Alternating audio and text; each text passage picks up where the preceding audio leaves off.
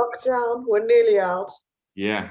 Yeah. I'm doing the 10,000 steps a day challenge at the moment for cancer research. So that gets me up at 6 o'clock in the morning, go and walk for about an hour and 10 minutes. That's probably about 7,000 steps. Wow. Leaves another half an hour in the evening just to go and walk the dog again. The dog is super fit at the moment.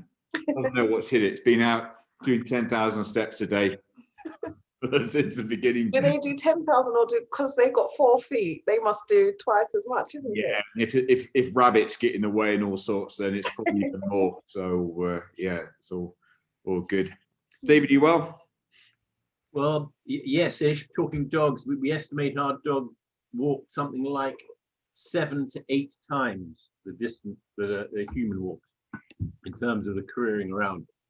Yeah. But without putting a downer on it, he was laid to rest last week, which is very sad. Sorry to hear that. Because of lots and lots of walking.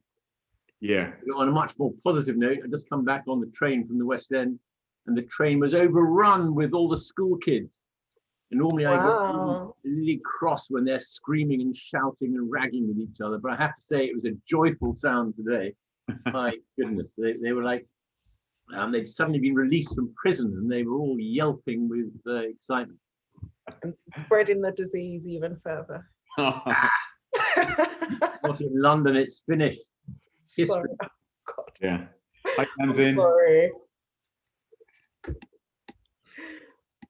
So hey, let's just hi. Yeah, sorry, my internet's dropping in and out today, so excuse me if I am not able to talk all the time. Yeah. Tamsin, let's start with you just for a bit of good news then. Good news, well, the schools is definitely a piece of good news. And we've had someone new join our team who's absolutely brilliant, who is kind of just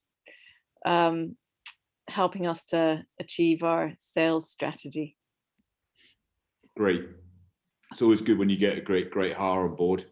Did you do anything different to make sure, find this person? It was incredibly good timing.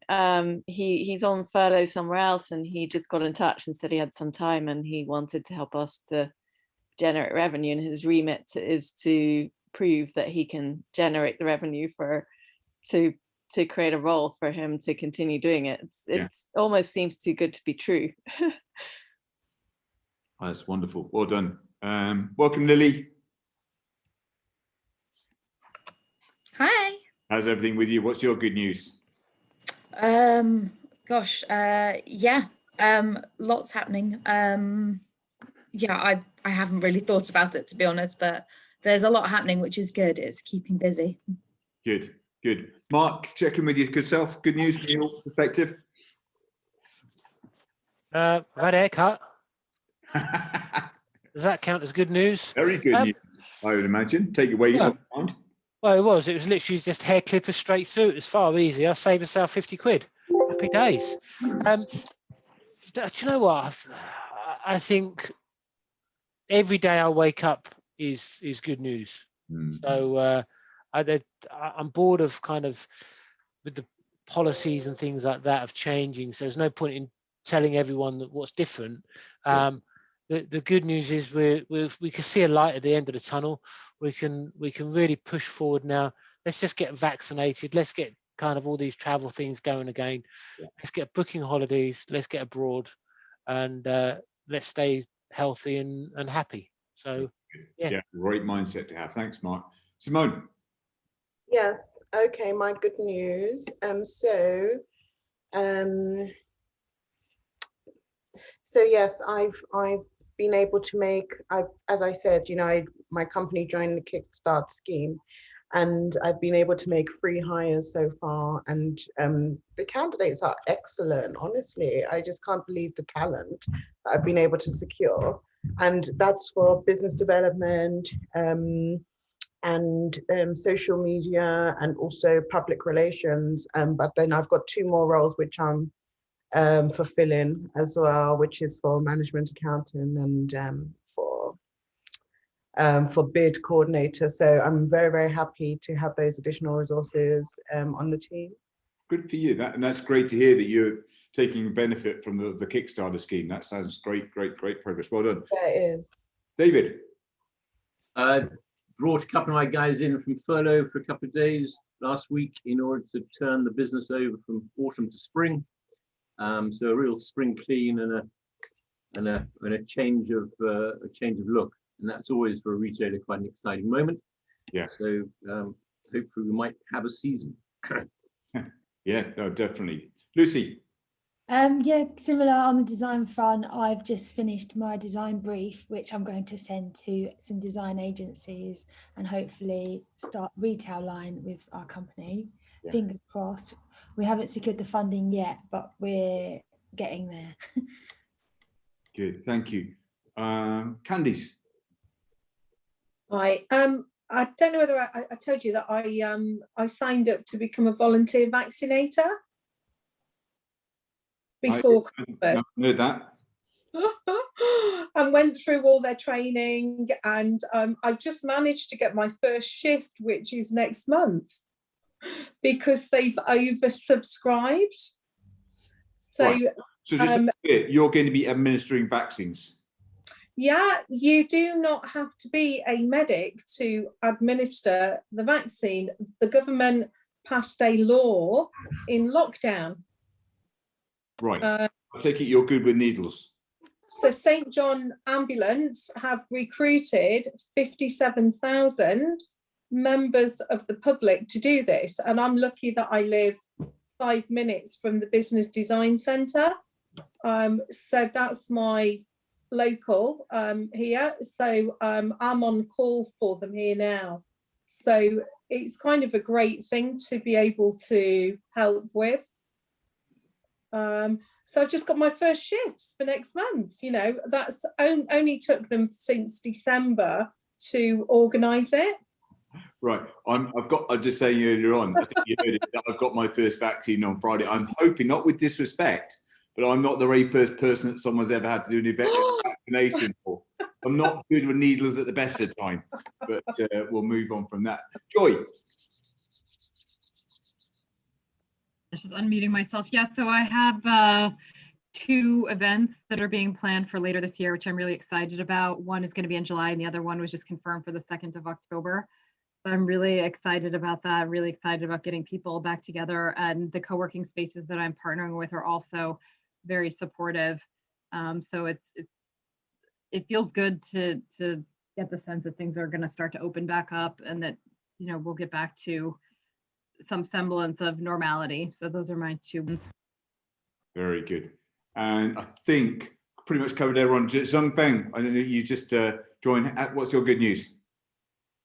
Yeah, the good news last week in particular were, so we found, I found my, what do you call it, the marketing manager. So finally I found somebody to, you know, who is competent as well as, you know, demonstrate a great drive. So very looking forward to work with her. Yeah. Good for you. Well done. Great. And we've just, I think, so we've just done that. Good news. Rachel, I take it because often when you and I catch up, the internet's not brilliant. So maybe that's why you haven't got your camera on now. But Rachel, you're very welcome. Rachel is from the Westminster Business Unit, has been instrumental in helping pull this program together. I was just going to spend a few minutes just having a quick catch up with you all, as well as saying this, Rachel, talking about what some of the other funding and things that are available. Yeah, absolutely. Hi all, and apologies for joining you slightly late. I've just rushed out of another meeting. And yeah, it's incredibly busy, as I'm sure is the case for you guys as well. But obviously good news, there is light at the end of the tunnel. And hopefully we will be returning to some sense of normality in the coming weeks and months. But from, you know, conversations I've had with Neil over the last kind of a few weeks and months, he has kind of fed back to me how you guys have been getting on the program, and all I've heard is, you know, really, really positive feedback, and that you guys are welcoming things really, really well, and progressing really, really well.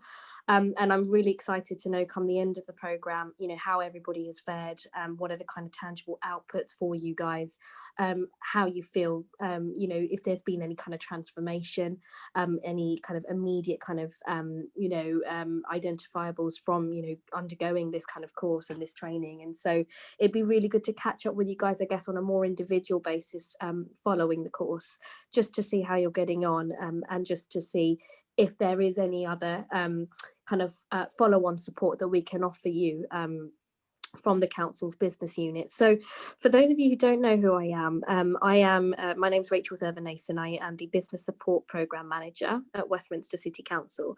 And as my title suggests, I essentially look after the City Council's portfolio of business support, including, since the start of COVID, our Building Business Resilience programme as well, which is part of our wider economic recovery and prosperity agenda.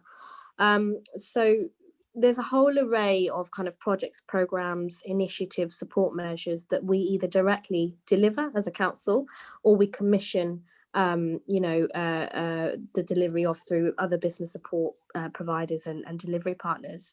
And I think I mentioned this in the last session as well, that really, you know, we have support available to businesses across the trajectory, their business trajectory, right from the early stage startup to the startup phase, to the kind of scale up and high growth and hyper growth phase as well. So really, it's about you know, understanding your business need. What are your challenges? What are your barriers? What is it that you're looking to achieve in the coming, you know, months and years? What can Westminster do for you? Why would you like to locate yourselves in Westminster? I mean, obviously not talking to you guys because you're all Westminster based as it is, but you know, these are the kind of things that we do ask people aspiring to relocate in Westminster, just to understand, you know, how can we provide support that is best suited for you and your sector and your size as well. So there's a whole array of things that we're currently doing at the moment, but obviously a lot of it is COVID focused because of the impacts that the pandemic has had on our business community, and a lot of it is resilience focused. So when we initially kind of, you know, were developing the content and the kind of structure for this program, it did look very different, didn't it, Neil? And actually, as the pandemic came in, we had to really seriously reconsider the focus in terms of, you know, less around the kind of startup to kind of scale up messaging, but really selling this as, you know, a resilience piece. You know, actually, we appreciate there are so many businesses in the borough who are struggling to stay afloat because of the impacts of the pandemic and obviously the recession that comes with that. And so how can we support our businesses to develop that resilience, develop that preparedness, and be able to pivot into more profitable areas of their business, to look at their business model and reevaluate how they can conduct their operations differently. So that's where a lot of my focus and the team's focus has been. So as part of our resilience work, we're doing a lot around working with key stakeholders and other organisations in terms of, for example, things like business interruption insurance, lobbying the government on whether there will be any kind of pandemic insurance provision available following the 1st of April, and whether there is a need for the government to actually implement such support, because this is an issue that is beyond the local authority. It is beyond the individual insurance companies. This is such a macro kind of scale issue that the local authority just cannot solve on its own. So we're looking at things like that. We are also exploring how we can support businesses that have got business premises in the borough with regards to implementing security measures and contingency plans to mitigate the impacts of events such as terror attacks and theft and other business crimes that, you know, that they are the victims of. We're looking at how we can help support businesses to digitalize their operations. So in the event we see subsequent lockdowns in the future, which is likely, unfortunately, you know, how can we ensure that businesses businesses are prepared for such an event, as opposed to having to completely shut down operations. So I appreciate this might be more relevant to, for example, the high street community, the high street retailers. How can we ensure that they can still, trade and generate sales in spite of low footfall, in spite of the lockdown, and be able to still get their goods and services out the door? We're looking at how we can support businesses in the borough to develop confidence, to put on pop-up business schools and provide a resilience focus on the pop-up business school events that we do as well, which some of you may be familiar with, and you may have actually previously enrolled and participated through those events as well. So there's a whole host of things, not to mention the grant schemes that are available as well. Now, I know we've got a diverse range of businesses on this call and who are currently undertaking this program. If any of you are interested in applying for the grant schemes, you haven't already, you believe you might be eligible. So this specifically, I'm talking about the localised restriction support grant, as well as the council's discretionary additional restrictions grant schemes. Please do get in touch with me, and I can ensure that if you are eligible, we get you that support ASAP. If there is any ambiguity, if there is any uncertainty around whether you will be eligible or not, again, just get in touch and I'll be very happy to facilitate that for you. But that's it for me. I'm conscious I'm taking up some time and I want you to get on. But yeah, thank you for having me today, and I'll be in touch with you guys in due course. What's the best way of getting in touch with you, Rachel? Good question. Neil, I'm very happy for you to pass on my email address to businesses on the call. And in the first instance, if a phone call is needed, I'm very happy to arrange phone calls. Brilliant. Very good. Great. Thank you all. Quite a lot of the guys and on a couple of one-on-one calls. I'm going to have quite a few more one-on-one calls in the future. I think that will definitely come out a bit more as well in terms of signposting that. So thanks so much for taking no time. Problem. No worries. Thank you for having me. Thank you. Alrighty. Take care. Thanks, Neil. Okay, so I know I've spoken to one or two of you that that's probably quite pertinent to be able to have someone like Rachel as a contact and signposting you. And I think certainly working up and down the rest of the country, half the battle's knowing exactly what's available and whether it's relevant to you or not, and getting help around that. So all good. Alrighty, so let's hone back into today's focus area. And as we've been going through the last 6 weeks together, we've been going through very much the scaling up methodology. We're focused on people, we've focused on strategy. 2 weeks ago, we got into the whole conversation around the importance of cash. Today, I want to really turn more to execution and where that comes in terms of making sure that we are really rigorous and disciplined in the way that we go and execute our plan. We've also done some exercises. We've completed the 7 strata strategy. When we have a one-on-one catch up with one another, I want to go through this, also helping you finalize the one-page strategic plan, and also just going through your cash position as well. I know quite a few of you have already spoken to Wendy about the cash flow story. We were on with that. I know, David, I just got your note through earlier today, I think, in terms of get some help on that as well. So we will get onto that in the next few days. But again, I think it's really pertinent that as we sort of hone in on growing our organization, I think it's execution. This piece doesn't really matter what size of organization you are. If you're a startup, just one-man band, or you've got quite a few people in your organization, execution is where it's at. You can have a fantastic strategy, but if you fall that short or you lose sight on the execution, I think it really then counts for nothing. So we're going to look at, and hopefully you've had an opportunity to read about this in the Scaling Up book as well.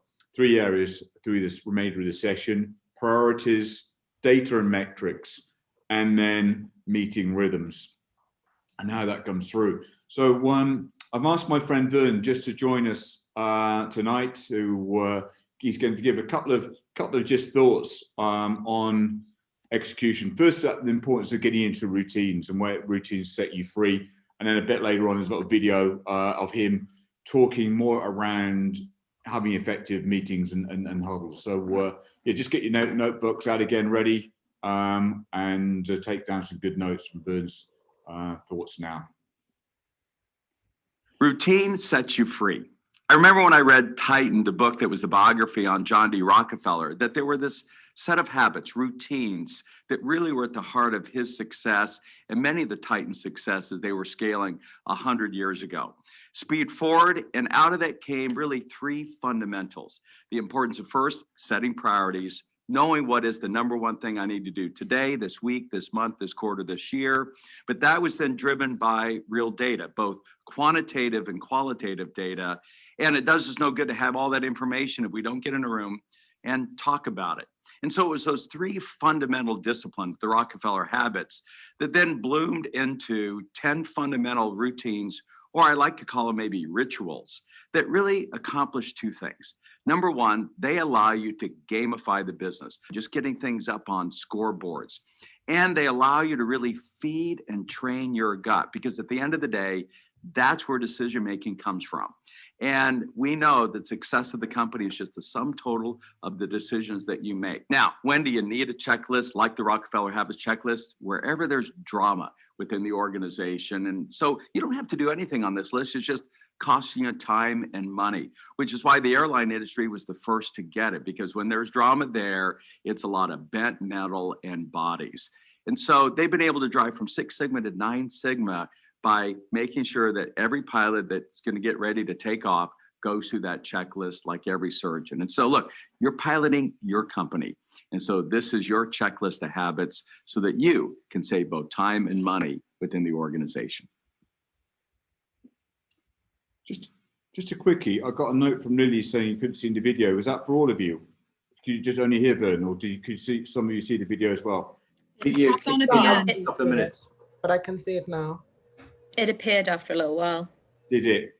Did it? Right. Yeah, because I saw it straight away. I think we got a sense Yeah. Vern there of what the intent was around the importance of having a routine in your business. This notion of routine sets you free, whatever you're doing, and just being able to get into a daily routine where the meetings are, when you're working on the business, when you're getting in, working with the team, having that. And I think as Scott Farhar talks about, and again, it's the quote in the book, this notion of having both discipline and focus as you go about growing your business. I know it doesn't sound necessarily that sexy, but it's amazing that the most successful businesses around the world, most successful entrepreneurs seem to have this inherent, innate discipline to do the right things.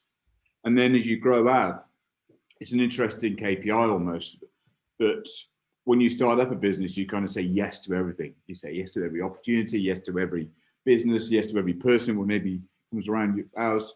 But then as you grow out, then you find yourself actually having to have the discipline of saying, no, that's not core for where our focus is right now. No, that person's not right for our business. No, that client isn't right for our business in the future if they make too small or whatever it is. So I think it's an interesting concept around that. I tell you what we'll do. I just want to get you into breakout rooms for a second, and just I want you to think about this question. What stops you? What stops you? What gets in the way from you being able to effectively execute your plan on a day-to-day basis? No matter if you're a small business or a slightly large business, I just want you to think about for the next 5 minutes together, what are the sort of things that get in your way? It could be yourself, it could be discipline, like the time management, it could be challenges or all distractions or whatever, but just have a think around that. So we're just coming up just past 10 to the hour now. So we're just gonna open the rooms up for 5 minutes or so. And then when we come back, just get some quick feedback around that, be useful. Everyone okay on that? Thumbs up if you got that. Brilliant. Okay.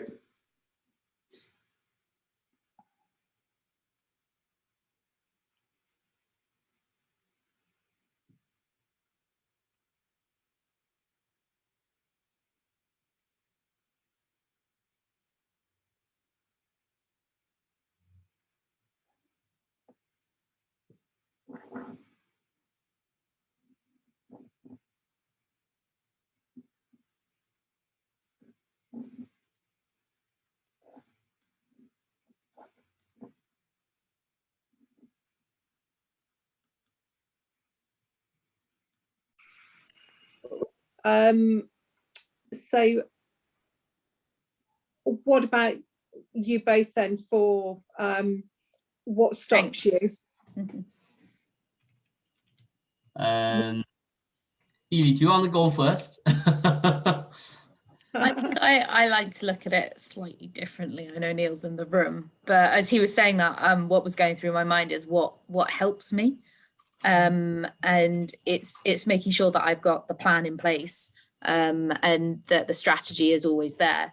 And by having that, I'm probably jumping the gun here, Neil, into what you're going to say next. But by having that strategy, like it just makes everything else so much easier. And so everything we've been doing has actually been helping me so much, in meaning that I don't stop because the plan's already there.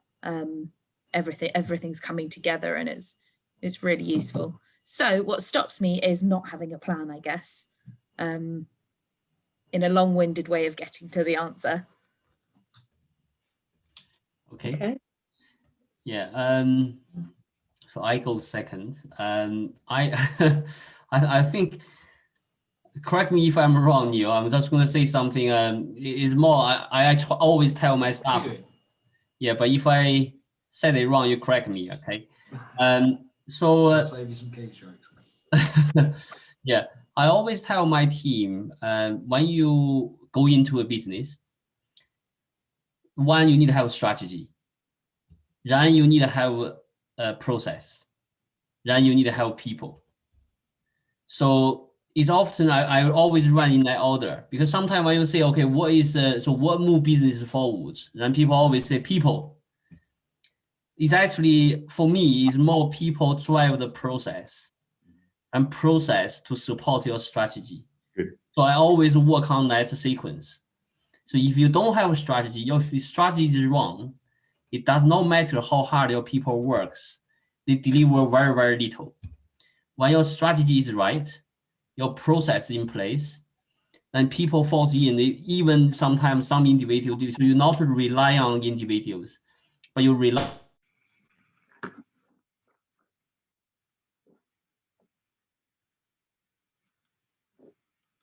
ships, and now we're focused on the online tech.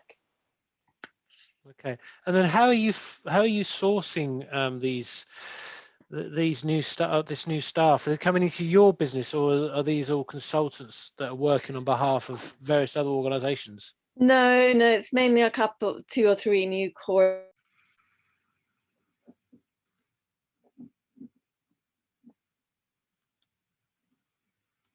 Ability to execute, or your ability to fix the right price, or is that nothing to do with it? It's some other factor. Because to be honest with you, I think the there's always things that you can do with the price. The price will be maybe somewhat will be acceptable at some level, but then you can always negotiate, and you can always chop it up in different ways, and then sort of like have different stage payments, and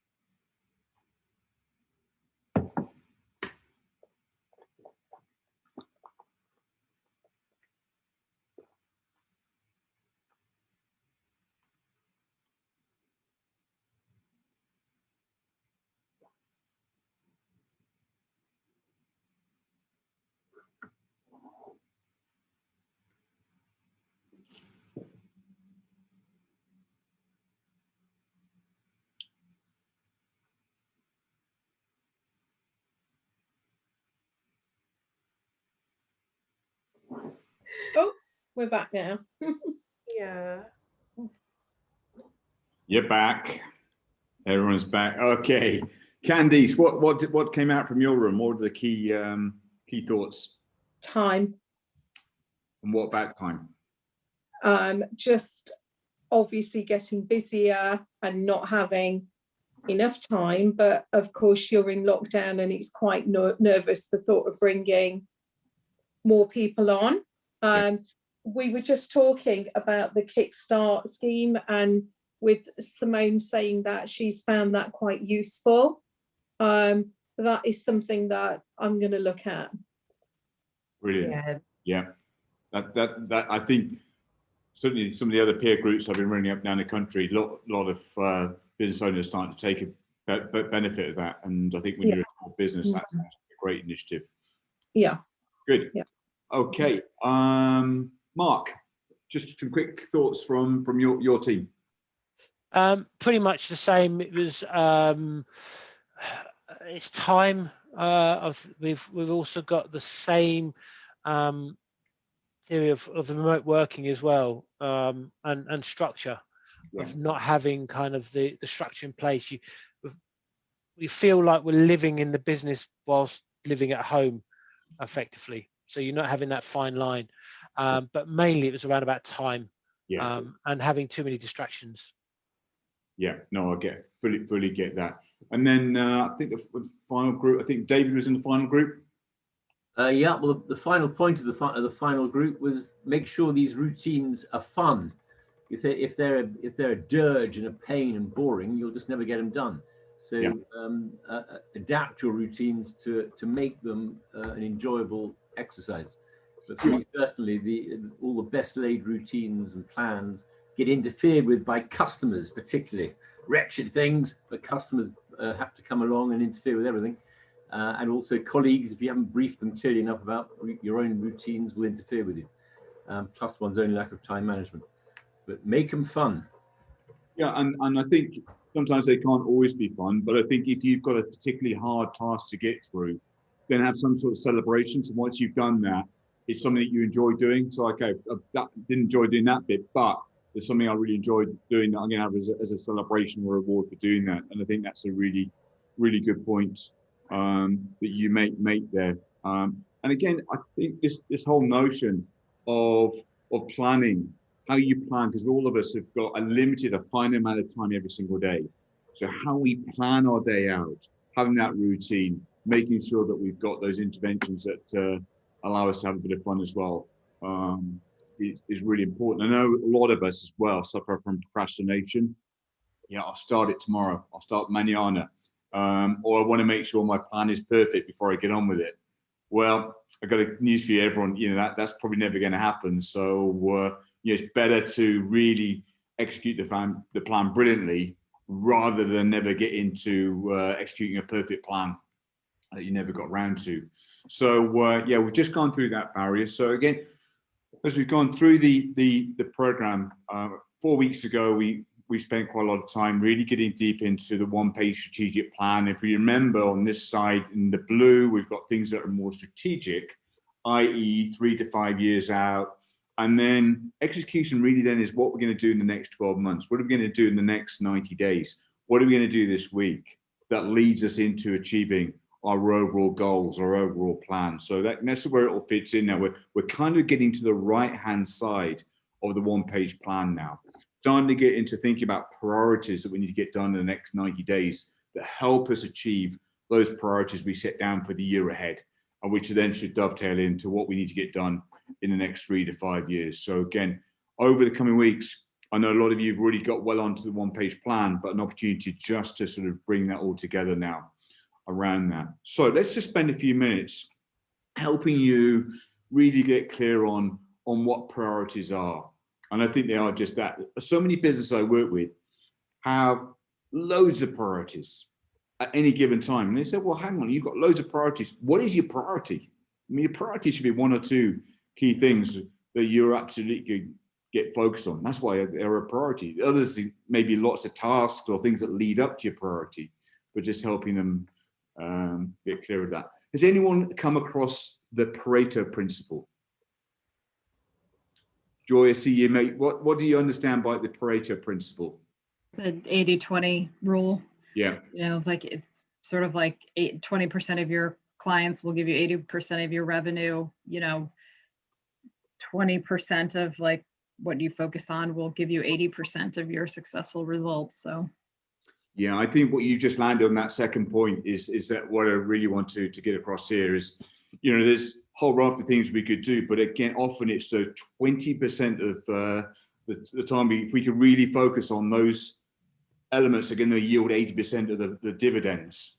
That's really good use of time. It's then figuring out what should I be investing my 20% in. But often what happens is we have to invest all that time fighting fires, sorting the chaos out. Customers come along, problems with teams and stuff like that. But getting really clear around that is back to Vilfredo Pareto, who came up with that. And I think you're absolutely right as well. It's amazing how often you do the analysis and you think, gee, 80% of all my revenue just comes from 20% of my client base, 80% of my profit, you know, for a similar sort of number. When it gets really worrying, you figure out that it's the remaining 80%, the smaller businesses that give you all your headaches. It seems to be that way. So I love this quote by Stephen Covey. And just for one thing for you to take away, make the main thing the main thing. So in any given quarter, that's why we have the notion of having these themes, helping everybody get really clear. What is the screen frozen again? Has it? What are you seeing at the moment? Are you seeing some the quote main thing, the main thing? Yeah. Sorry, is it just me, everyone, or was that slow to appear? No, I think you just changed it now, didn't you, Neil? Yes, not long ago. Thanks, Lily. Just it's good to just if there's a challenge, just let me know and see what we could do around them. So again, this is where it takes some time when you're getting into all the things that you could do in a week ahead, all the things you could do in the next 90 days. It's just agreeing with the team. Will doing X really help our priority? Will doing the website really help our priority? Will doing recruiting really help our priority? Will doing that bit of extra marketing helping our priority? It's making sure that you direct your energy, about 20%, to the highest impact tasks. And that's often when you're having your quarterly planning session, that you have that debate with the team. Obviously, if it's just yourself, you kind of maybe have anyone else who can help. But it's having that debate, having that discussion to really land on what are those highest impact tasks, and then landing what we need to get done in the next 90 days. Equally, what are the things we're going to put off for the future? We can't do everything right now, so we'll do that a bit later on in the year and agree why you're going to do that. So I think, again, getting really clear on priorities is so focused. And then you can then use the vision summary that's in your workbook to really help you get clear on what have I got to get done in the next 90 days? What are my quarterly priorities I'm going to focus on? What are the priorities for the business? What are my KPIs? How do I know I'm doing a good job around that? So I think where the vision summary comes back in, really, really valuable tool to use. What happened there? You're just bringing everything together. The slides, again, I've shared onto the Google Drive, so you're welcome just to, if you want to get an example of what some of these things look like, how to complete it, you can see it on the slide deck that I'm sharing with you right now. And then some of the other clients I've worked with, just to make sure that they're keeping the main thing, they then go and print off the one-page plan. So they've got it up in the boardroom or a war room or meeting rooms around the business. So when they're having huddles or weekly meets, or just remind themselves, what is the focus for the next 90 days? What are the critical numbers we need to achieve? What are our 4 or 5 big rocks or priorities that we're really working on? What's our critical number? Everything is visible. Everything is really visible once you've got that. And that visibility really enables execution around that. So again, just doubling is as you go into a quarterly planning session, the opportunity to really get clear about what it is you need to get done in the quarter. What are those big rocks, those big priorities? Then next area around execution is the importance of the right data and the right metrics, the right numbers, in order to do and understand where you're heading, how your business is performing. And there wouldn't be many of us who jumped in the car without having a first idea of what the dashboard was telling us. And even less, and I'm sure Mark would echo this, if you're on a plane and you overheard the captain on the plane saying, I've got no idea what these different dials mean. I've got no idea what these numbers mean. I think you probably put your hand up and say, I'm out of here pretty quick. Getting me out of here. Neil, I'd be happy just to be on a plane. I don't care what the captain says at that point. I just want to get on a plane. I hear you, my friend. I feel, yeah. Yeah, it doesn't even have to go anywhere. Just get on the plane. Just get on the plane. Absolutely. Just to see an aircraft. I'll be happy with that. Maybe soon we'll be able to go up to Manchester and jump on Concorde or something. So yeah, even it's not going anywhere. No, great one. But the point is this, that you need to be able to have an understanding of the critical numbers in your business. Some way of looking at all those numbers could be on the spreadsheet. And you've got an understanding of how you're performing against revenues, what's your sales process looking like, how's your conversion rate, how good are you collecting money, how quick can you turn quotes around. So this example from one of my clients, and they run a sign writing and produce big signs. If you go past a KFC or a McDonald's, there's every chance that they've created all the signage around that business. And what they do, once they've agreed on the KPIs, you remember having read the data chapter, the notion of having green is good, amber or orange is average or okay, and then red there's a challenge. And all they've done here is just when they look at it on a monthly basis, they can see that when the green, everything's good on conversion rate and quote turnaround, debtor days and gross profit are okay. Labor efficiency ratios just of okay, and then there's an issue. There's a challenge with the turnover. So you can do it that way. Others, and this is Naomi Simpson again, referenced in Scaling Up, who ran Red Balloons in Australia, and they would have a dashboard that they had on their big plasma screens around the offices. Just that could be updated daily on how they're progressing towards their BHAG, and I think their BHAG was 2 million. Transactions, because that meant they had 10%. So was it? Yeah, 2 million, 20 million population Australia. They had 10% of their market share or available share. So anyway, different ways of representing your key data. So key performance indicators can have all sorts of different indicators. Just have some quick shout outs around that. What key performance indicators do you use in your business? Just quick go around. Sales growth on last year. Say that again. Growth of sales on last year. Sales on last year, thank you. Number of quotations per month. Number of quotations. What else? Percentage of closing versus number of quotations. Good. So your conversion rate. That's another way of putting that. Yep. That was a long way. Sorry. I look at that conversion rate between my advertising and how many people buy a ticket to an event. All right. Very good. Returning clients. Returning clients. I guess that's a really valuable one for you, Mark. Any other key performance indicators? Yeah, I think recommendation, following one from Mark, recommendation, what other business you won through that contract. Yeah. So again, it's really good. And that's why you probably want to have these 7 or 8 numbers. And that's why they're key. I mean, you can have lots of performance indicators, but really thinking about what are these 7 or 8 numbers I need to measure, be it returning customers, how good am I collecting money, the debtors days, what maybe are my overall revenues or sales versus last year. Gross profits, an important one. If you're in manufacturing, you have something slightly different. It could be in retail, you have shrinkage. In hospitality, it could be the net promoter score or how delighted people are with the meals. It could be average pound sale. Lots of different numbers for you to think about. around that. I think here there's, again, you've got some examples that you can reference. And just one thing I want to point out is the difference here between leading indicators and then lagging indicators. You sometimes hear this leading indicators.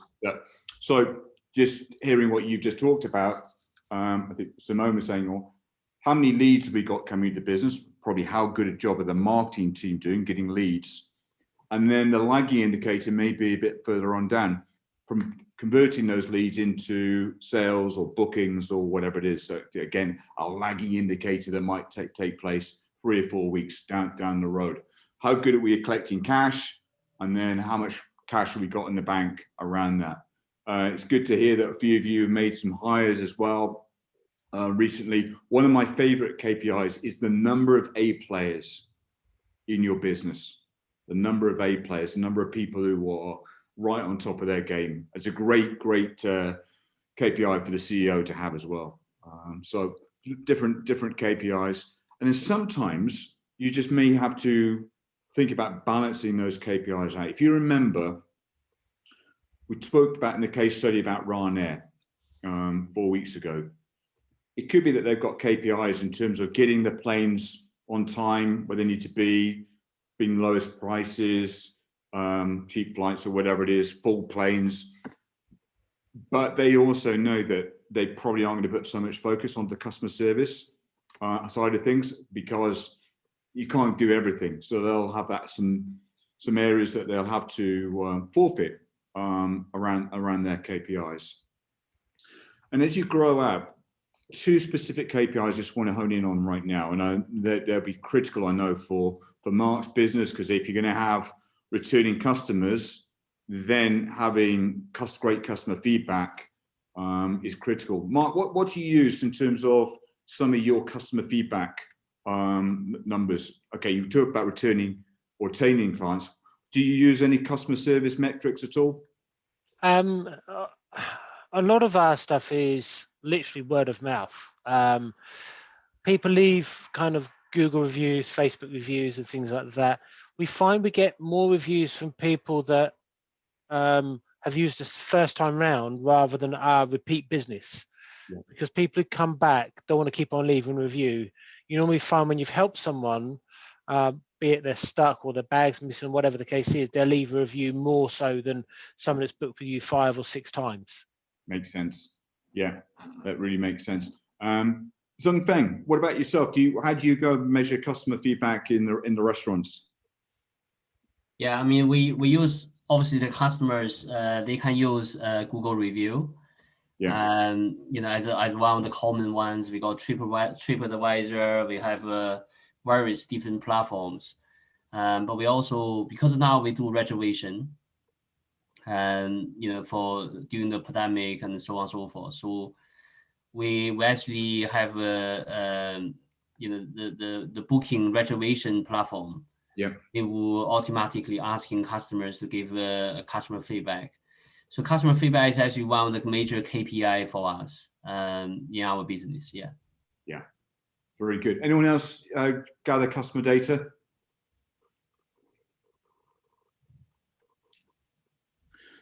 And then the other critical data is employee feedback and being able to listen to the frustrations that your team have, being able to have a process in place to do that. And we advocate the employer net promoter score. And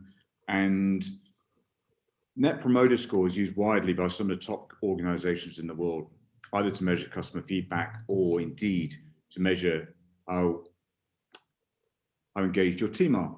And it goes very simple question. It's from Fred Reichholz to the ultimate question. And it's based on your experience of working at Simplicity Travel. How likely are you to recommend the company to friends or family? So it's a very, very straightforward question. And then if you get someone who gives you a 10 or a 9, they're probably ecstatic about working at the company. 8 or 7, yeah, that's okay. There's better companies, there's worse companies. And then 6, 5, 4, 3, 2, 1, and 0, they could be detractors. You know, they could be speaking ill of you. And it's then the Net Promoter Score. You take away the detractors, and on a score 6, 5, 4, 3, 2, 1, and 0 from your promoters, those giving you 10 and 9, and you're given a benchmark score. And you can either do that for your customer feedback, or you can do it for employees as well. And as you grow out, it gives you a really neat metric. So whoever's in charge of customers in the organization, that's their KPI.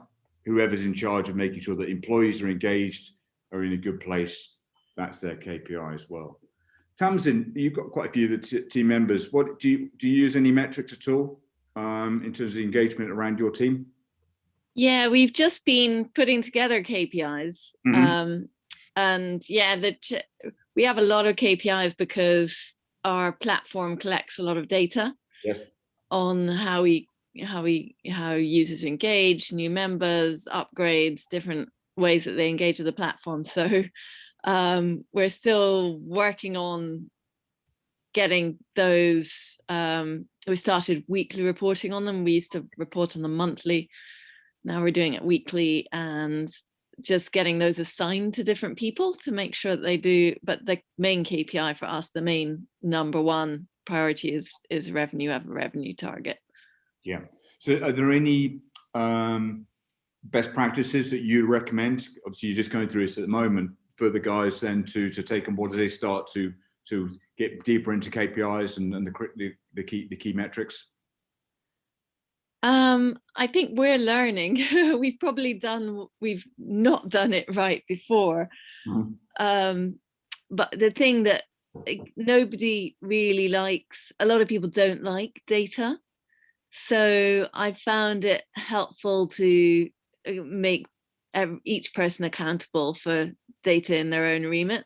Yes. And then there's the huddles, and the weekly meeting has also helped a bit with peer accountability on that. Excellent. Yeah, I think again that functional accountability chart we looked in one of the very first sessions is a great way then of allocating those KPIs to the right people. So you've got the right people on the bus doing the right things. So thanks so much for that. As I just referenced the book by Fred Reichelt, and this NPS is used by all of the sort of top brands around the world. And then just as we sort of get clear on that, this tool here, I'm not sure if it's definitely not in the smaller growth workbook, but it's in the online one.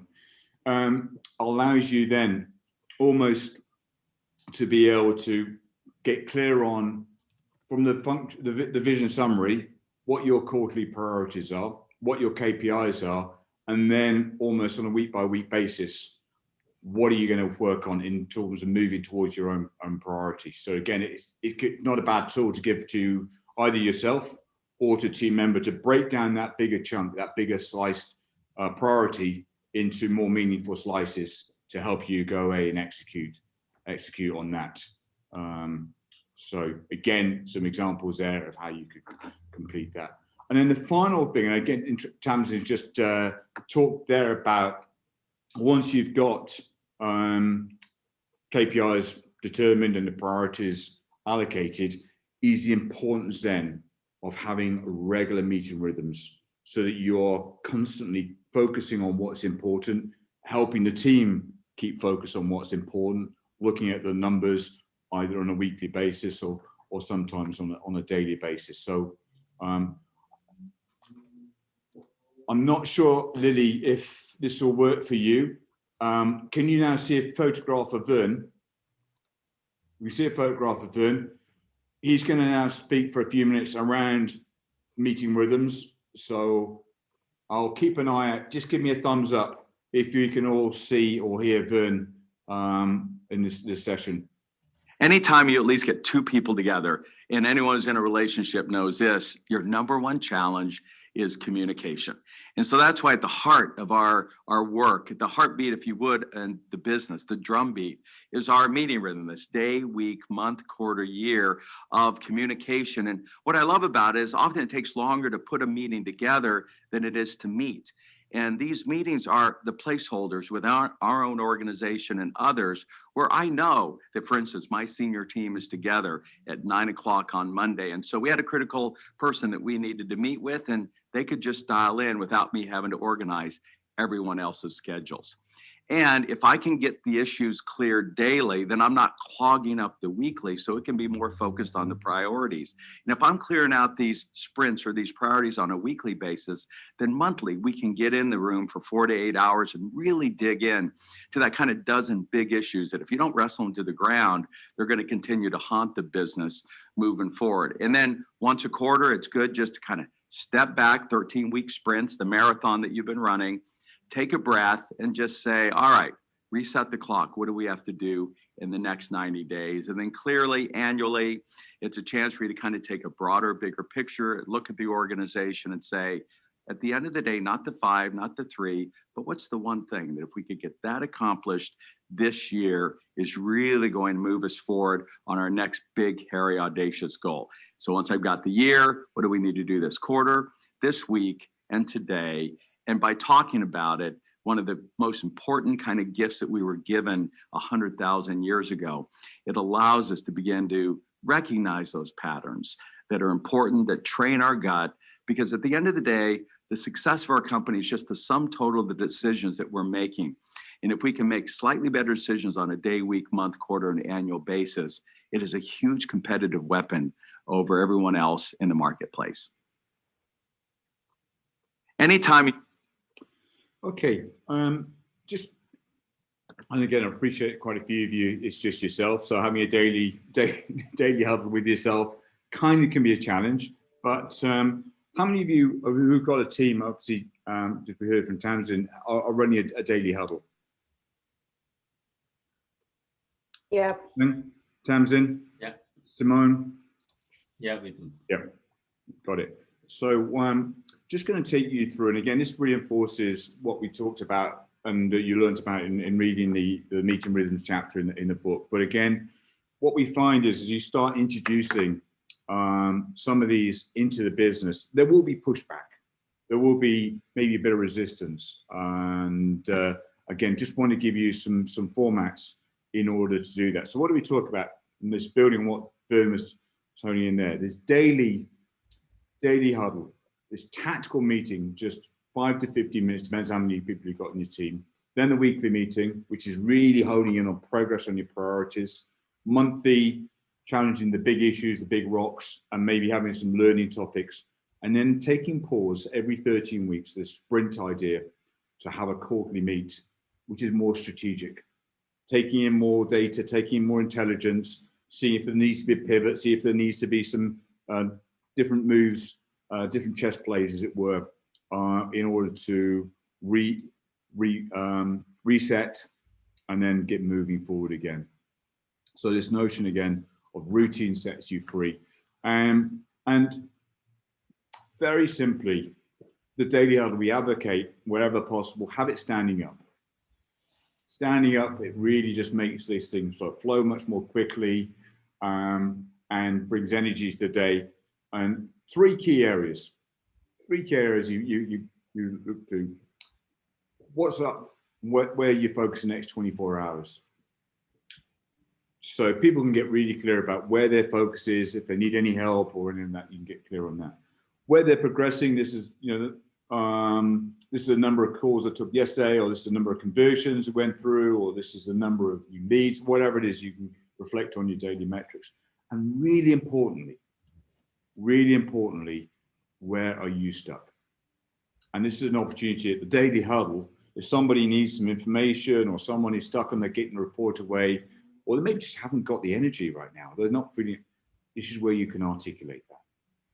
And it saves so much time later in the day, just that conversation of, have you got a minute?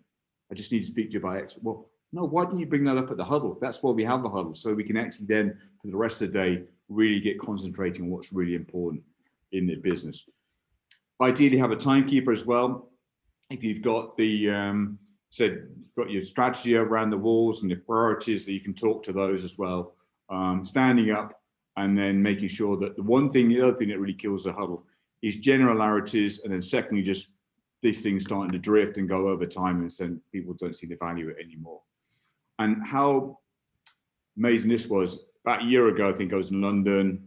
Actually, probably 2 years ago, I took this photograph of Zoom. I never really heard of Zoom before, but they're talking about Huddle Happy. I just thought, this is great. We talk about huddles a lot. not knowing that Zoom would probably be one of the overnight success stories that's come out from the last 12 months and what they've been able to do. So there's the daily huddle. And then we have the weekly meets, 60 to 90 minutes. Most of my clients probably have it on a Monday, and they have to try and get all their meetings on the Monday. So that by doing that, then it frees the rest of the week up to be in the business or be out with teams and stuff like that. So a bit like we started today, just a quick check-in, good news, review the purpose of the organization, the values, brand promises around that, review the top KPIs, review those period priorities, specifically, there are any that are in red that are falling behind or some stocks. Anything that really needs pressing, and then what's coming up in the next week. And again, having the agenda, having this planned out beforehand as a leader, make sure that these meetings are super productive. If you're not planned, if you haven't got this thing thought through, then again, people are going to push back on the value of having these meetings. So again, you just need to make sure that you've got a bit of discipline and the focus that goes into this. I know we talked about it at the top of the call today. So that's it. That's a whistle-stop tour of execution. 3 areas that you need to master: priorities, data and metrics, and then meeting rhythms. And before just move on, do any of you have any questions at all, or just challenges around how do you get these meeting rhythms up and running? Because it's a common topic that I have that says, that's all very well and good, Neil, you talk about this in theory, but I have real challenges in my meetings. It'd be interesting, has anyone got any specific challenges? And then if you're just on your own, you're a solus business, how do you go about the rigor of planning your day out and making sure you stick to that? So just any observations or any challenges around this area at all, guys? Neil, sorry. Go on, Simone. I've got a question. I was just wondering, I mean, the routine is really good, but is this in addition to like one-to-one meetings, or this is specifically for like the whole team? Great question. So yeah, this is specific for the whole team. I haven't touched on one-to-ones. That's in a previous life, but of course you need to be developing your team out, having one-to-ones. I'd probably advocate, depends on where you are. For most team members, having a high quality one-to-one and a coaching session once a month makes sense. Reviewing where they are, where they need development, what they're reading, where they need help. If they are a new member of the team, they may need more frequent one-to-ones just as part of their onboarding to make sure they're all good around that. But no, I see that as quite a different conversation. The meeting rhythms and then the one-to-ones quite separate. Okay. Okay, Mark. Yeah. Yeah, obviously the challenge is as bear me just 2 seconds, hold on. Right, I think the challenge is actually getting buy-in from people. I've got a team of 12, 13 people. Not everyone's going to be kind of open to these kind of huddle sessions, even if it is 15 minutes. It's trying to motivate people to see the benefits of doing this. So how would you do that? Yeah, and I think that's probably the key question, Mark, because there is going to be pushback. There are some people who say, no, we don't need that. They tend to offer me the same people who are needy of your time a bit later on or different times of the day. So I think one area of explaining what are the benefits of having regular meetings, regular huddles. And I think there's a number in my mind, but we might open this up to more.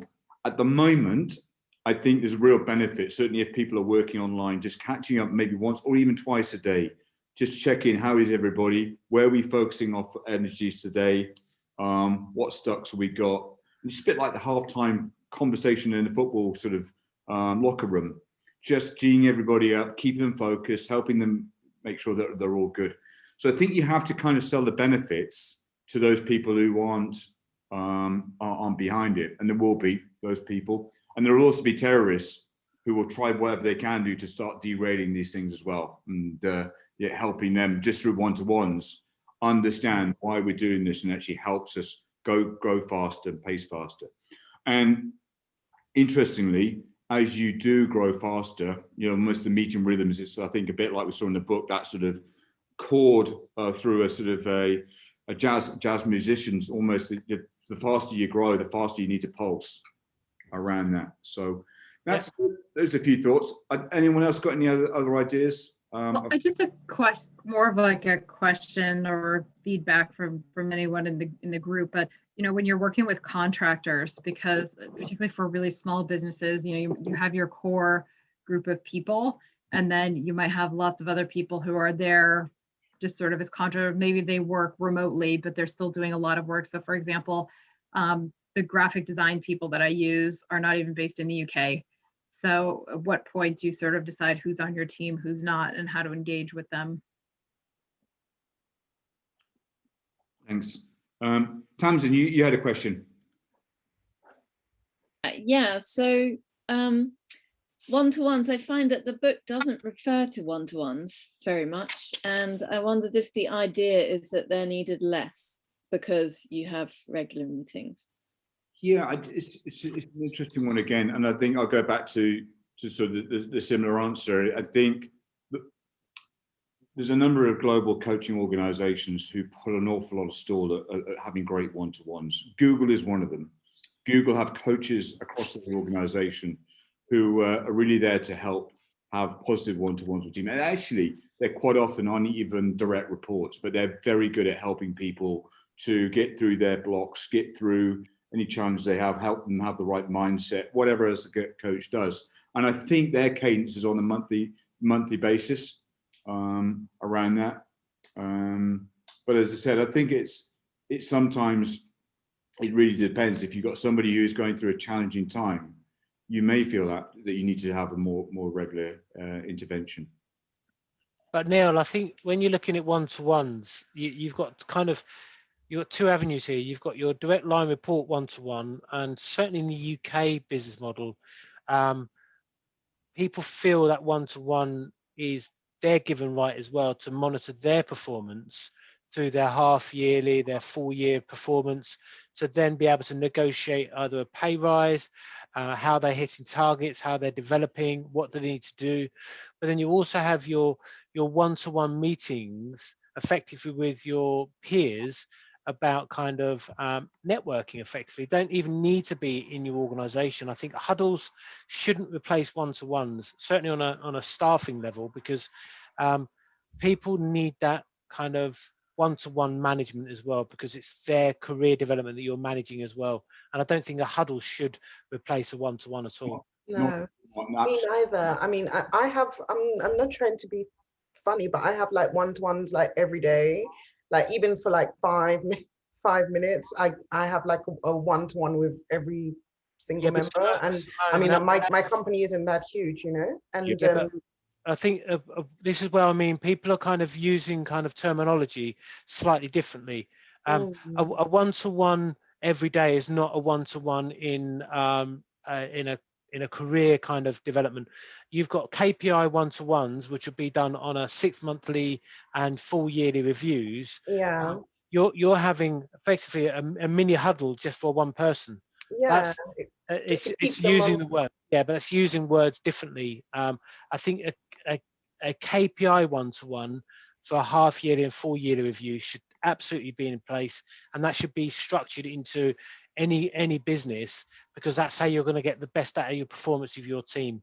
And yeah, but this is like a review, and I'm talking about like the sort of nurturing side of the you know, the relationship, the career development, you know, building those personable relations with your team members and making sure that they're 100% on board on the right direction. So they're very, the terminology is the same, but if they're being used in different ways.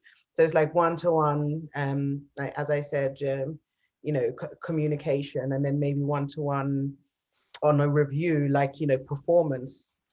And I think they're very different, but they're very important, because the performance obviously is like in terms of the business side, but then the sort of day-to-day nurturing, this is the human side, and this is how you get the team to stay. Very good. Can I say something? I think my understanding from a one-to-one perspective is very much it works. I mean, obviously one-to-one means, one person to another. It's driven by formality and preparation for both. Because if you're going to have one-to-one with someone, you can't just pull someone off from their shift or just have end of day a chart or something. You need to be prepared. So the documentation, the focus, the common ground, you have to lay that out first. Then you give people to prepare the time. So when they come in, having a sit down with you as one-to-one, that will be more effective. So the purpose of the meeting is actually quite clear. So people knows what they go into for and they prepare for it.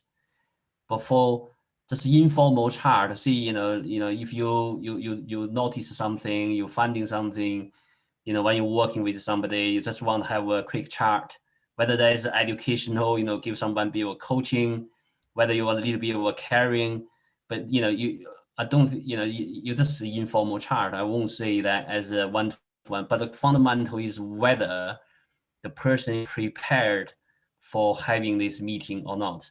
If they prepared, they know the purpose, they know they've been notified, then it's formalized as one-to-one. But if you just have an informal chat, it could be anything. You just want you notice something as a line manager or direct report, you may pull them aside and have a quick word. That's not called one-to-one. It's just informal, ongoing training and coaching practice, whatever the style you're using. But in terms of huddles, my interpretation of huddle very much, because we have quite a big team, and we do huddle every day. But sometimes, I join the huddle. I actually found the huddle is very much driven by the person who is holding the huddle. So if the individual, sometimes I found my restaurant managers when, we open at 12 o'clock, 11:45, we're having a huddle every day, nonstop. This has been going on for years. But the question is, what I found the quality of the huddle with colleagues is much driven by the person who's doing the huddle. If sometimes you just know that person hasn't prepared anything, is standing there just saying something very random, is completely waste of time. It's like no sense of focus. So it's very much the person who you hold accountable and doing those huddles and how can drive their efficiencies and the productivity after it. So yeah, that's my kind of interpretation. Thank you. Yeah. I think we can wrestle with the sort of different terminology and how we use it, but I think ostensibly meetings and the huddles all sit back in that sort of area, and then one-to-ones come back to more towards personal development and coaching and getting the very best out of people and how you use that. And obviously as Simone is saying, we probably all have daily interactions with our colleagues as well, even if it's just to say thank you or to express gratitude, or even a mini reprimand, having to pick people up if there's things that just need challenging. Tamsin, just going to bring you back in again here, because I think you, as a team, you've obviously got narrow developing people. What do you use in terms of your one-to-ones? How do you go about developing your colleagues? Yeah, I was mentioning in one of the breakouts that we've had, there's quite a lot of time onboarding at the moment. So we've had a few people join. I used to do weekly one-to-ones with everybody, and they became quite onerous, and there was a lot of repetition because a lot of it was about updating everybody on the same things. And now that we're doing the daily huddle, I found that I don't need nearly as much time with each person. Yeah. I'm still at the moment doing one-to-ones weekly because we have new people. We have these new people who are new to the team, but I think we can start doing them less often. Yeah, no, I think that makes a lot of sense. And of course, we're all humans, and I think right now we probably feel the need for some sort of support or direction more keenly than ever. So I think again, it's proportionate, but again, there is, to Mark's point, there are always going to be people who just maybe push back on these things. But this whole cadence is designed to make sure that communication flows faster through your organization, that you're able to overcome stocks more quickly, that you avoid a waste of time by having coffee sort of conversations that could have been sort of wrapped up earlier in the day. So it's worth coming back to time and time again. That's a really present chapter around meeting rhythms as you grow out, and to watch some of the videos just to remind yourself of what can get derailed around that. So we've covered pretty much the curriculum now. Amazing how this has flown by in the last whatever number of weeks, 12 weeks since we first started just before Christmas. But what I'd love to do is we've talked about this over the past few weeks, is God willing, and we've had our jabs a bit later in the year, we all come together for a face-to-face session somewhere in Westminster. So maybe it could be July, August time when we're able to do that. So we'll get that arranged. And then I'm going to spend some time with each and every one of you, just having probably a 60-minute one-on-one session, just to review what you've learned from the program, what stocks you have, where you see things going forward, and maybe then with what I know from Rachel, the Westminster City Council, and any other else, what other opportunities are there out there for you to continue to grow your business, i.e. signposting you in the right direction. So so I'll get my PA Donna to arrange some one-on-one time with you in early April. I'm back to back with peer networking up and down the country elsewhere at the moment, but we'll have some quality time together to sign off. Hopefully by then you'll have got your one-page plans completed and anything else you want to do that. For those of you who are having conversations with Wendy, or you just still want to have a review of your cash flow, that's fine. I know that's happening. I'm really great around that. So what we'll just do is just going to go around and just get everyone just to give almost a sort of a one-phrase close from what they've got out of the program so far, what it's meant to them. So again, just have a quick think around that, quick one-phrase close, and then we'll close out today's session. So Candice, just start with your good self. Motivational.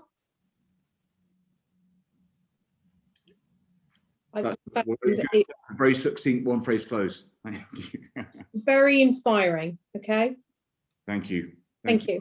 Good. Simone. All I can say is scaling. Thank you. Very good. Lucy. The huddle, I will never forget that. I think it's a nice time to do it just before lunch as well, so you've had like the morning and make most of the rest of the day. And today's subject of execution, so your passion should come across as a leader in your team, or and make sure you have those metrics to really progress forward, and not too many, and have focus and drive and a lot of things. And thank you, Neil, for hosting as well. Yeah, you're welcome. You're very welcome. Yeah, I think is it one face? Yeah, it's only one. It's a great way of finishing out a huddle as well. Just keep that. Yeah, I think there's a very lot of great tools to use, and to help us to implement great routines in the business. Thank you, Lily. My one word, strategy, but just to explain that a little bit, I really wanted to come into this, and I've done lots of work on different strategies, but this entire process has really helped me pull everything into one place, and that one-page strategy plan is just amazing for me. Fantastic. Thank you. Joy. Well, first of all, I just want to say thank you, Neil, and this has been a really great course, so thanks for being our fearless instructor, and also just to everyone else in the class. I've had one-on-ones with some of you guys, and I've just found it so useful to learn from all of you. For my one thing, I would say, well, I'm going to make it two. I would say focus and book recommendations. So I have my one pager right in front of me. I have stuff on my whiteboard. I feel a lot more focused, and I have a lot more books as a result of this course. Thank you. David. I was going to follow up with two things. One was focus, but that's been nicely spoken of, but also employ better. Grab the A-listers, even if it costs you more or it takes longer to get them. Yeah, that's such a great point that I can't remember who it was, but some Kip Tyndall, I think, ran the Container Store, and he had the 1 = 3 equation, which is something like one great person is equivalent to 3 average people. So why wouldn't you pay that great person 1.5 times or whatever it is? So it's a great point. Mark. I've got 2 words, unfortunately, Neil. So leadership and insightful. Very good. Thanks, Mark. And good luck, by the way. I know you've had as challenging time as anyone we've been in touch with the last few months, but resilience and belief and all sorts of traits I'm sure will get you through this. So look forward to. We'll have our yacht in the south of France before you know it. Brilliant. Brilliant. Tamsin. Yeah, focus and accountability. And if I'd had some of these guidelines 10 years ago, I think I'd be in a really different place, which is I think if you want to look at that positively, how can you get this to more businesses earlier on? Because it's just so fundamental. Yeah, and do you know what? It's interesting when Rachel joined us, because the program, when we started thinking about something like this a year ago, was something like startup to scale up.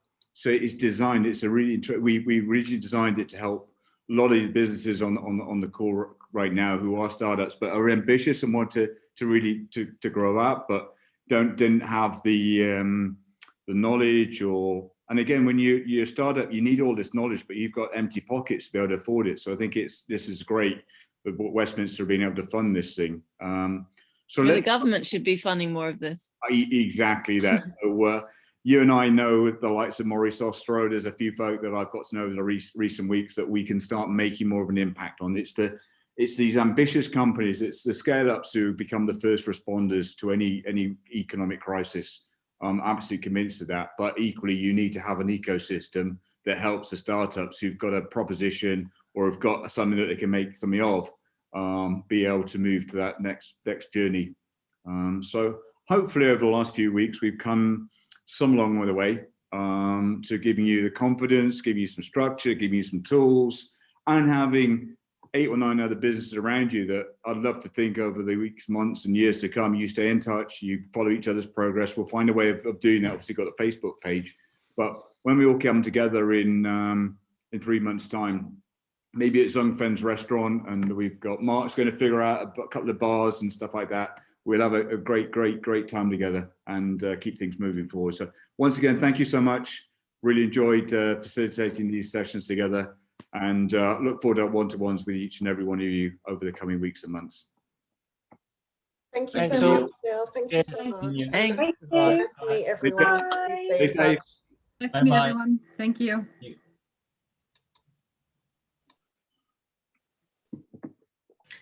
Neil, sorry, just to quickly catch you before we jump off. I think Joy's trying to do the same. Yeah, that's a good One go of for the it. things that was mentioned in the video was X points. I have never come across that before. Do you know somewhere where I can learn a bit more about it, or just give a bit more context? It was on the full. Oh, I can't remember the right words. But it was used in one of the examples. Yeah, well, the only time I've got come across X points is with a manufacturing client of mine. Yeah, I'm trying to see his name. Oh, it doesn't show his name on my screenshots. But he joined you in that video as the example. And for his critical numbers, he used critical process, he used X points. Yeah, it's a really interesting way. It's a really complicated measurement that they get to, which is a combination of gross profit, number of hours, labor efficiency ratio. So yeah, it's quite a challenging one. It's his unique KPI that he developed. He's a very clever guy, and he sort of came up with X points, which allows. Okay, so he's created it. I was because I've never heard of it as a KPI before, and I was thinking this is that so makes a lot of sense. Yeah, and it worked for his business, and it allowed them to understand whether they were doing things profitably, and then they had the X point challenge. So that became a theme for them for a good year or so around that. So they make big beams, big steel girders that might be propping up the big skyscrapers in the Shard and stuff like that. So Amazing. Thank you. And thank you so much as well for this entire course. I know I need to send you all of my documents as well, but it's just been, I have learned so much and really, really been able to strategize, which is exactly why I came on it. So thank you. Looking forward to seeing, you know, your boxes and window boxes and roof boxes and, you know, dominating the London business scene in years to come. So yeah, it's a great idea. Like, so many people have great ideas, and if we can just uncover those and give you a confidence around Yeah, I definitely echo everything Tamsin said. I'm so glad I'm learning this at this stage of my journey, because yeah, everything's to win now. Yeah, I think what it's a shame that Rachel couldn't join us for the rest of it, but I think what we'll probably do is now I've had a bit chance for pause and reflection, is give Rachel some feedback, because obviously something like that is going to be reflecting on where they put their budgets, their sort of limited budgets and stuff like that. Clearly, in the last year, a lot of their budgets have gone just to helping businesses survive and grants and just to keep people going through. But you'd like to think in the years to come that they can free up more money to invest in the startups, the scale-ups, like you Joy's business. Where I do most of my work is with established businesses that are already 5 million and they want to scale up, and that's great. But they've got deeper pockets, so they can afford to do that themselves because they've got, you know, the revenues around that. But it's like your business and Joy's business, when you actually need this, but you say, I can't afford to go and invest X, Y, and Z. So that's, I think, where Westminster can have these interventions of ecosystems. The more we can do this, and that then just becomes a self-fulfilling prophecy. It's good money, because if you only need, I think, one business to come out of each of these that really takes off, that then creates 10, 15, 20 jobs, does something stunning, that whatever they've invested in, it's just, yes. It's the same strategy as a venture capitalist, isn't it? You invest in a portfolio and you hope that at least one of them becomes that unicorn that covers everyone else. Yeah. But you know, even most companies are still small businesses, right?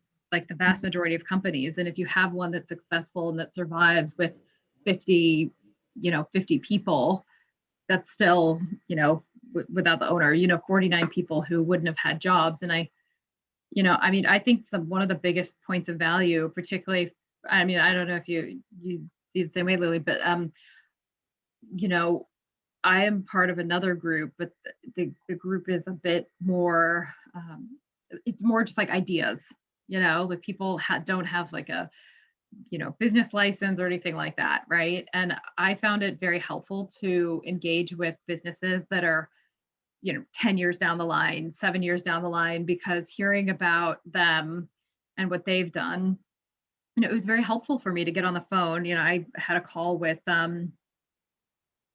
am I forgetting her name? The other Black lady in the program, Simone, yes. And, you know, she just talked me through, you know, the youth hiring program, like our youth hiring scheme in Westminster, and how she did it and how it's working. And I mean, that's very valuable because it's not something that I come across every day. I mean, I come across a lot of like co-working spaces, like corporate people, but not people who are like, yeah, I've done this thing and you should do this, you know? So I found it to be quite useful. And I mean, Neil, I know that we were just going to have a quick chat about like any follow-on marketing, because I forwarded you the email or the link for Startups of London. Because you know, he does video series on different accelerator programs, so that people like other startups in London, if they want to apply for something or know what has happened, that they can do it. And I think that this program, you know, you're talking about like getting the council going and like having more stuff like this. I really think that it should be in the newsletter. So, you know, I read the Westminster Business newsletter, like we get the paper one, and then they also have the email. And I think it would be. I came across this on the email as well. Yeah, exactly, and that's how I've done it. So I think that it would be really good to have this class featured. You know, like who took it, what were the takeaways, what are the business portfolio? Because I also think it's a good way to. So actually, Lily knows this because I accosted her on not on Instagram, but on WhatsApp about this. But you know, even in my neighborhood WhatsApp group, you know, someone was like, "Hey, I have some questions about plants." Does anyone know any companies? Was it the right fit for your business? Not necessarily, but it, you know, we can start to pass things. And I think within the business community, we can also use each other as vendors. Yeah, I think that makes such sense. And often that newsletter comes across as very dry. It doesn't really convey the emotion or the some of the things we've been working through and stuff like that. So if you had it that it was more of a video, we could have landing pages where people could dissociate or say, actually, yeah, I could see myself as part of that. I think as well, sometimes there is a reluctance that something comes out from the council that, oh, it's a council thing, it's not going to be that good or that beneficial. So you need to kind of sometimes wrap it up in a different way or a different medium, because people digest information in different ways as well. So I think more than happy to work through with yourself, Joy, how we make this happen. If there needs to be some investment for that, I'm sure Rachel can find some investment for doing some vox pops, testimonials. What would we do better next time? What were the key outcomes that people took away? Obviously, it's always great when we look back in the recording of this session for the last 10 minutes to hear what people have got. And there was some lovely vox pops that you could get straight away from that were from the heart. I don't think people were making it up. I think there was genuine, heartfelt feedback around that. So let's. I think of all the people, I remember Mark in the very first meeting being incredibly skeptical about the entire process, and even Mark managed to get something out of this as well. So yeah, I specifically remember that. Yeah, and you think, you know, teaching an old dog new tricks, and like David, who's kind of been in the, you know, the fashion industry for years, and you know, was probably part of Moss Bros, and before, you know, Moss Bros came along.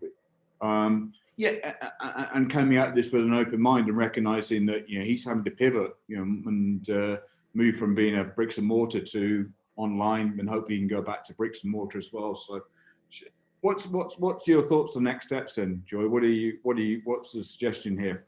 Yeah, well, I mean, I'm happy to put you in touch with Ozan, and I think the other thing is that Rachel can probably reach out to the comms people, you know, the people who do all this, because I mean, it's all, I'm guessing, in the same part of the government, same area of the government. I'm happy to copy her in as well. I'll copy in Ozan as well, who runs Startups of London. And you know, I think that also in the newsletter, I mean, I don't know if you guys do advertising or like a business of the month or something like that. Ozan is actually also in Westminster Council as well. So I think the more, and I don't know what's going to happen with the Facebook page, but you know, as classes happen, like it would be really great to sort of build out a community, 10 people here, 10 people in the next one, you know, really just start to, you know, generate that community. Yeah, I think that's so right, because in a short space of time you have that initial interaction, and then it kind of goes off a bit. But then you've got that fascination of I wonder how Lily's business is going. You know, is it taken off? How many networks is Joy running now? You know, how many more suits has David sold? So there's a lot we can do around that. But I think the first thing is. And it comes better from the participants than it ever do from myself, is to have something that comes to Rachel that allows her to say it's a no-brainer. We should be helping more people who start up who want to then grow their business around that. So make it easy for her to make a decision, or you know, everyone else to say, look, we need to invest a significant amount of money in that. One side, we did a Scale Up Summit together in 2019. I don't think we'll do it this year, but we'll probably do a Scale Up Summit in 2022. And that'd be great to have anyone who's been through the program as part of this, helping more business from Westminster, you know, talk at these things. We had guy who, Jonathan Quinn, who runs a big fintech company. Well, first he spoke at the summit. He's a Westminster-based business, so it came through our Scaling Up program, and we sold a year, you know, in 2019 for $1 billion, I think, $1 billion almost. So you know, it shows that, you know, some organisations do grow out and to become really valuable organisations, and you've got to make sure you nurture the acorns right at the beginning, and give everyone an opportunity. So that's good. Let's make that happen. Okay, great. Well, I'll go ahead and I'll email Rachel LCC. I'll leave off Ozan for now, Yeah. just to see how she feels about it. I can include his email address, but you know, Yeah. I think it would be a real missed opportunity if we didn't sort of spread the news about, you know, the program. And then what we'll do, I know I'm running, or our team are running a load of peer networking cohorts up and around the country at the moment. I think we're delivering 15 cohorts around the country, a couple in London, which is more of like today's session, but actually rather than having a learning topic, it's more the peers solving a problem together and using their mastermind as a forum to do that. So it could be that we look to get some forums running as well, that if people want to continue and maybe they're funded in different ways. But I think what we'll do is when we have our one-to-ones together in April, at the end of each one-to-one, or some stage through that, we can then also give every person the feedback of what they thought about the program, what they'd be saying needs to be improved, what did they get out of it. So in that, we've also got some other useful content that we can then use in a YouTube video or knit all that together as well, which is always very valuable. All right. Okay, great. All right, well, I'll go ahead and send that email, but thank you so much, Neil. This is really great. Yeah, you're welcome. Yeah. Thank you. Thank you so much again, both of you. Well, Joy, our conversations have been useful too. Yeah, definitely. One-to-one together as well. Yeah, we had a coffee chat. So yeah. Well, as I said, I've got my first jab on Friday, first flu jab, second one in June, early June, and you know, I'm really looking forward to coming down to London again. I've got the homegrown club, and maybe that's something for you to think about, having events there as well. It's a wonderful base for high growth organizations, not far from Marble Arch. Homegrown, the club. Yeah. Yeah, I've been there before. I went there to check out their space. Yeah. And actually it's quite interesting because the events and property manager actually has her own side business as well. So we got to talking about that. So it was quite good. Excellent. Yeah. Very good. All right. Take care, guys. Okay. Bye. Bye. Thank you. Bye.